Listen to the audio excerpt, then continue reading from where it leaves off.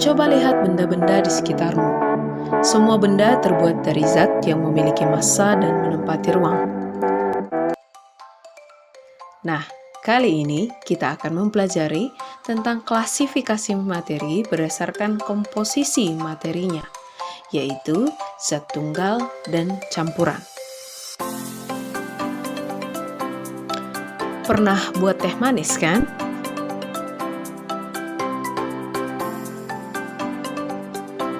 Untuk membuat teh manis, kita mencampurkan gula, teh, dan air ke dalam gelas, lalu mengaduknya hingga gula larut. Tahukah kamu, di dalam ilmu kimia, teh manis disebut sebagai campuran, sedangkan airnya disebut sebagai senyawa. Air tersusun dari dua unsur, yaitu hidrogen dan oksigen. Lalu, apa sebenarnya unsur, senyawa, dan campuran? Yuk, simak selengkapnya. Berdasarkan komposisinya, materi diklasifikasikan menjadi A. Zat tunggal dan B. Campuran.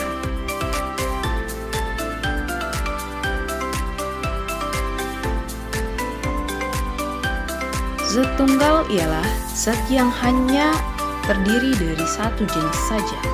Maka dari itu dinamakan zat tunggal atau juga sering disebut dengan zat murni. Contohnya adalah unsur dan senyawa. Nah, meskipun unsur dan senyawa ini termasuk zat tunggal, tapi keduanya berbeda ya. Unsur merupakan zat tunggal yang tidak dapat diuraikan lagi menjadi zat yang lebih sederhana. Nah, berdasarkan sistem periodiknya, unsur dikelompokkan menjadi 3 jenis, yaitu unsur logam, non-logam, dan semi-logam. Sifat logam yang pertama, unsur berwujud padat, berwarna putih mengkilap, atau keperakan, atau abu, atau kuning. Penghantar listrik yang baik, mempunyai titik didih atau titik leleh yang tinggi, dapat dibentuk menjadi lempengan atau lembaran. Berikut ini contoh logam. Emas digunakan untuk membuat perhiasan dan komponen listrik berkualitas tinggi. Platina digunakan pada knalpot mobil atau kontak listrik. Tembaga banyak digunakan pada kabel listrik, perhiasan, dan uang logam. Yang berikutnya sifat semilogam, yaitu peralihan antara logam dan non-logam, sehingga mempunyai sebagian sifat logam dan non-logam. Semilogam disebut juga dengan istilah metaloid karena dapat bersifat layaknya unsur logam maupun non-logam. Umumnya unsur ini bersifat semikonduktor. Contoh semilogam, silikon, biasanya digunakan dalam peralatan pemotong, pengamplas, sebagai bahan untuk membuat chip komputer. Kemudian boron digunakan dalam pembuatan obat tetes mata, menjaga tulang agar kuat. Berikutnya adalah non-logam. Sifatnya biasanya berwarna tidak mengkilap, bukan penghantar listrik dan panas yang baik, mempunyai titik rendah atau titik leleh yang rendah, tidak dapat dibentuk, direntangkan, atau ditarik. Berikut beberapa contohnya. Fluor, senyawa yang dicampur dengan pasta gigi untuk menguatkan gigi. Brom, digunakan sebagai campuran zat pemadam kebakaran karena mengandung zat anti api. Yodium, digunakan sebagai antiseptik luka dan campuran garam dapur. Kedua, senyawa, merupakan gabungan dua atau lebih unsur yang berbeda. Ada 2 jenis senyawa, yaitu senyawa organik dan anorganik. Keduanya banyak ditemukan di dalam tubuh manusia dan juga bahan-bahan sehari-hari. Senyawa organik adalah senyawa yang berasal dari makhluk hidup dan hasil fotosintesis. Contohnya, propana dan butana, yaitu senyawa yang dikenal sebagai gas LPG.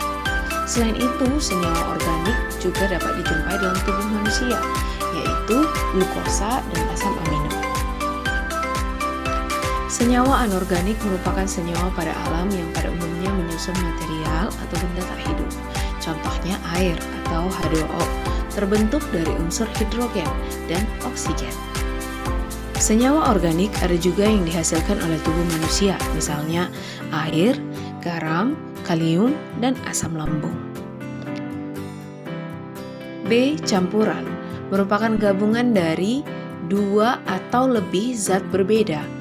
Bisa senyawa dengan senyawa, senyawa dengan unsur, atau unsur dengan senyawa. Zat campuran juga kerap disebut sebagai zat tak murni. Contoh campuran yang paling sering kita temui adalah air dan garam, sehingga hasilnya akan menjadi air garam. Nah, air garam yang kita dapatkan ini dinamakan sebagai campuran. Campuran digolongkan menjadi dua jenis, yaitu campuran homogen dan heterogen. Berikut masing-masing penjelasannya. Campuran homogen terjadi apabila seluruh materi penyusun campuran itu tidak dapat dibedakan lagi antara satu dengan lainnya. Campuran homogen membentuk larutan, tapi sifat dari masing-masing materi penyusunnya masih dapat terlihat.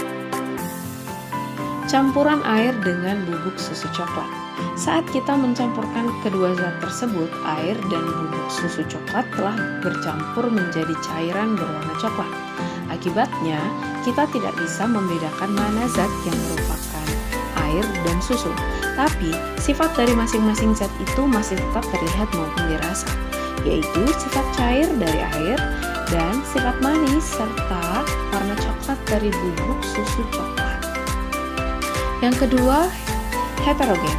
Terjadi apabila seluruh materi penyusun campuran itu beserta sifat-sifatnya masih dapat dibedakan satu dengan yang lainnya. Campuran heterogen ada dua jenis, yaitu koloid dan suspensi. Koloid adalah campuran yang sifatnya stabil, artinya tidak akan mengendap jika didiamkan. Contoh, susu, santan, buih sabun, dan jeli.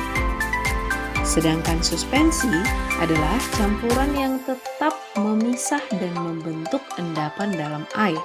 Contoh, campuran air dengan pasir, kopi hitam dalam air, minyak dengan air. Demikian materi pembelajaran kita kali ini, semoga bermanfaat dan dapat menambah wawasan kita. Terima kasih.